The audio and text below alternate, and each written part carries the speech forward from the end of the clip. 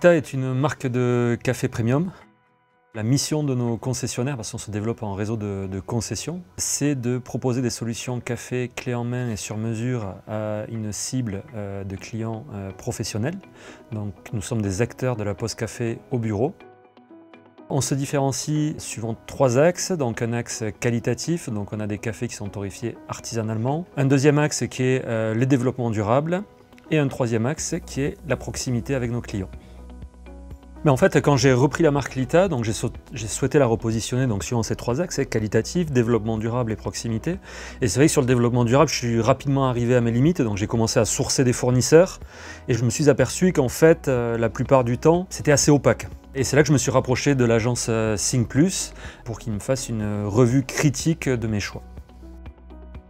Aujourd'hui, on a quantifié les impacts sur les différentes étapes du cycle de vie. Donc on a mis en place, en partenariat avec l'ADEME et la région Occitanie, qui nous a accompagnés sur le sujet, un circuit de collecte et de compostage des capsules. Début 2022, nous avons lancé la seconde phase de notre programme de R&D. Et en fait, là, on passe une autre étape, c'est-à-dire qu'on va aller beaucoup plus loin. On va déjà travailler sur toute la supply chain. Donc que ce soit la culture du café, le sourcing, le transport du café, on va aller beaucoup plus loin. On va également travailler sur le nouveau siège social de Lita, donc un bâtiment qu'on va faire construire, avec l'objectif vraiment d'avoir un bâtiment le moins impactant possible. On va également lancer un travail sur la partie machine, qui est un des gros impacts sur le cycle de vie d'une tasse de café.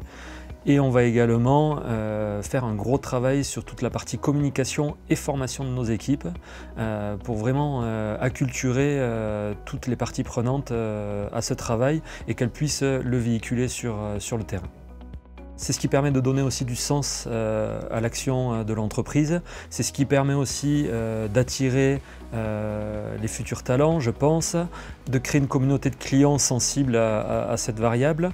Je pense qu'en 2022, il est inconcevable pour un entrepreneur de ne pas intégrer l'environnement dans sa stratégie de développement.